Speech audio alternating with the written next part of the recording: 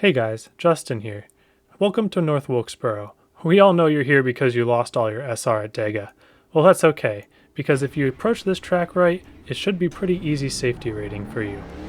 Make sure to like this video if it helps you out in any way, because it's the way to help me out the most with my videos. And also subscribe if you want to see more content like this. Alright, let's get right to the lap.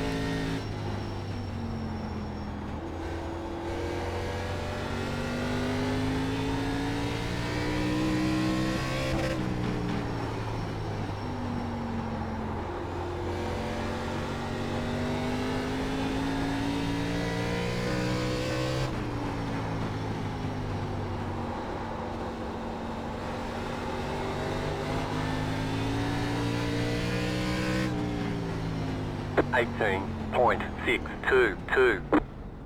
Alright, so let's take a look at that. So as usual, we are going to be doing our outlap to get the most momentum as possible. So I pretty much park the car by the wall. You see I get below 80 miles an hour even. And then as we turn down, I try to make as straight of an exit as possible. So you see how I have almost a straight line exit to get off the corner here. And if you go from the top and do the same thing, you're going to get really loose because you're going down a hill and back up a hill. But by doing this long exit, then I can just be going up the hill. It's not as hard to manage, and it's a very straight line exit. Let's see, I'm able to get my wheel straight pretty early here. And as we go into the first corner, so the first thing we're going to notice is the braking. So I'm braking just after the start-finish line even. So I get about 50% on the brakes, and I let the brakes turn the car with the 63% brake bias. I think you could try to go lower here to squeeze a little more time out, but the lower it goes, the more sketchy it's going to be. So really, my wheel isn't even turned that much here. So my wheel, I just get the car shifted in the right direction so that it knows where to go. And then I used the brake to turn the car. So you see, my car is still pretty much going straight before I get on the brakes. But when I get the brake applied to it, I want the brake to turn the car all by itself to hit this white dotted line here. So I want the car to settle about on the white dotted line. I think I get a little bit below it here. And it turns out anywhere maybe between this white line here and the little crease here is where you kind of want your left sides to end up here. And if you want to be safer, you can be a little bit above the white line.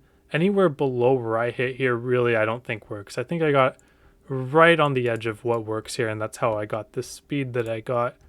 So I get my lefts right on the crease, and then right there I tighten my wheel. You see how far I'm turning my wheel now? Compare that to how much I was turning the wheel on corner entry. So I use the brake to turn and then transition it to turning with the wheel, and this is when I get back on the throttle. So I want to make as straight of an exit as possible. So I almost get to the grass, and you see I'm back to this part where I have a pretty straight exit. I mean, it's not completely straight by no means, but there isn't much turning I have to do to get off the corner, just enough to where I can full throttle it and let the car kind of turn itself getting off the corner with its loose condition. So getting into 3 and 4, we're going to get a little bit of a different approach here. Instead of aiming for the first white dotted line, I'm going to be aiming for just the curb. And there's 2 ways to approach this. You can get it really shallow and wait for it along the curb, or you can do the method I did here, arc it a little bit out, try to get the car loose at the apex, and just hold the throttle at about 1/2 as you're cornering, and then we'll have the same throttle up point regardless. So this dive bomb method is safer because you can really control when you get to the curb and waiting along the curb, but this arcing way is going to end up being faster if you get it correctly. It's just a little more difficult. So it's about your risk tolerance and how difficult you want your approach to be. So you see I make an arc here, and I'm getting it down to the bottom. I see I'm dragging brake, dragging about 15% brake maybe, and I want my car to feel loose at this point. Because if my car was turning straight down, I would be hitting the curb and the lap is over. But I want my car to wrap around the curb almost like it's on the verge of spinning out, but still with enough traction to where I'm fully in control. And now I'm able to get back on the throttle early.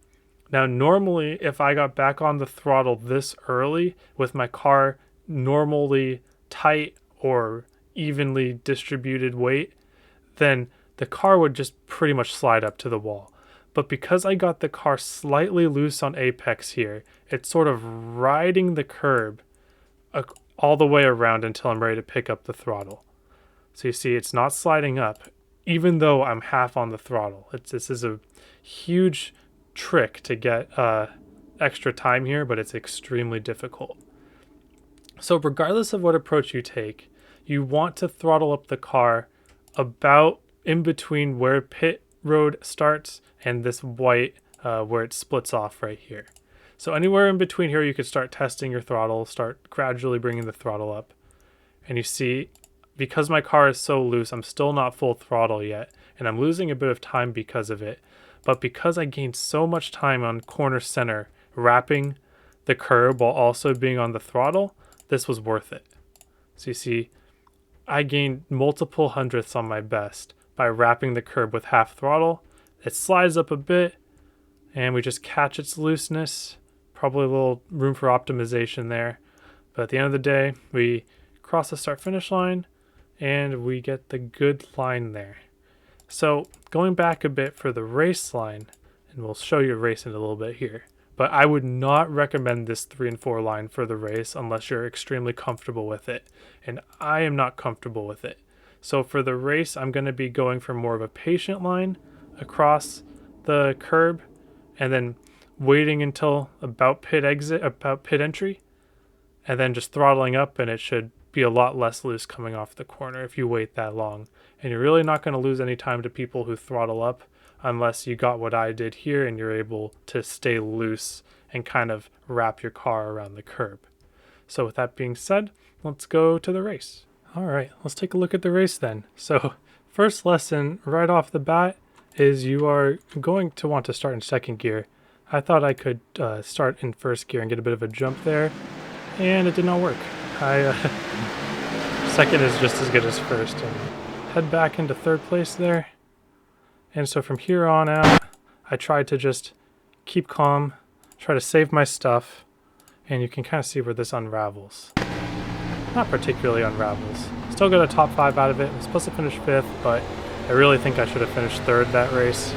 So a little bit disappointed, but I'm gonna go back and try to fix these errors, and we'll see how to keep going. So first off, you can see I'm just really easing it around. If I'm keeping my line kind of around the bottom, no one's gonna pass me unless they full send into me. I do a little bit more of an arcing 3 and 4, which I kind of liked. You can we'll see how that kind of played to my detriment a little later. But for the beginning of the race, I just kept it easy. Don't want to hear your tires at all here. Just want to smoothly keep it around. In second place, this guy is really good. And we got Larry behind me, who's also very good. So we have a tough task ahead of us. But we'll fast forward here. So lap 11 or so, I find myself into second. And then just eventually I around lap 20 or so, just couldn't keep Larry behind me. And at that point, if someone's faster behind you at a track like this, you're going to use up your stuff trying to keep them behind you. So I just let Larry by. And we keep going. And then I will going to go to the lap where I made my mistake. That's not the mistake. I think it's right about here. So I'm behind a lap car, and I don't know if it was aero. I doubt it was particularly aero, but I think it was just my visuals, missing my braking point a little bit. I entered too shallow here. So the later you get into the run, the more you're going to want to arc your corners and keep your car as straight as possible. So you see Larry's angle in front of me, how his car is already more turned than mine is. I am way too straight for this part of the corner this late in the run, lap 30. So you see, that's a pace car. So he's barely ahead of me in the corner, and he's just pointed the right direction. And me, I need to be at this angle in this amount of space. And what that's going to turn into is me sliding my tires, and that's not what we want. You see, I came off the wall too early because of this lap car. I needed to stay behind the lap car and then turn down later. So because of that, this shallow entry is just too much for the car to handle on 30 lap old tires. And we go for a ride. And we go for a ride, and we are letting them back. We're letting them by. So we're back to 4th now. And that sucks too, because I'm pretty sure at the end of the run I was faster than 3rd place here. So I think I could have secured 3rd place if I executed well enough.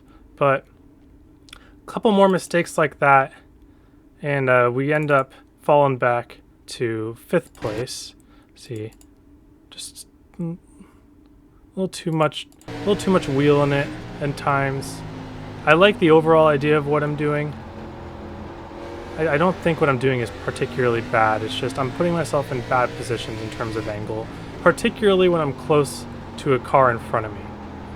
So when you're getting close to a car in front of you, make sure you're not changing what you're doing just because there's a car close to you. You want to still hit your marks exactly how you want them to, or else you're going to have to adjust accordingly. And it's just not easy to pass here on fairly equal tires. So I really thought I could get past him. I'm pretty sure I was faster, but unfortunately it wasn't meant to be, and I even lose this one more spot on the last couple laps. Just let a guy under me. He was catching us for a while as I was stuck behind the 3rd place car. He saved his stuff really well, so I probably could have defended a little harder, but I was just hoping to get to the end at this point. So the main takeaways is do not slide your rears, don't hit the wall. That doesn't matter too much at this stage in the race though. You just want to keep maybe raise your brake bias as you go along, make sure you're not sliding your tires. I raised my brake bias to 64 for the race. I probably could have had it up to 65 at this point. I was struggling, but I think I was just trying for everything I could. Nothing really mattered at this point. Next car back was about 3 seconds back. So we come around, finish the top 5, and it's a pretty high split here. A lot of good cars here. So it was fun to race with these guys. I think I'm going to give this another shot a little bit later, see if I can seal the deal and save my tires a little better using the tips that I gave to myself just now. Alright guys, thanks for watching. I don't think I'm going to do an update video this week like I did last week for Twin Ring, because I think for the most part my methods were correct, just with some execution mistakes along the way. So hopefully you guys learned from those. I hope you have a wonderful day, and I will see you all on the track.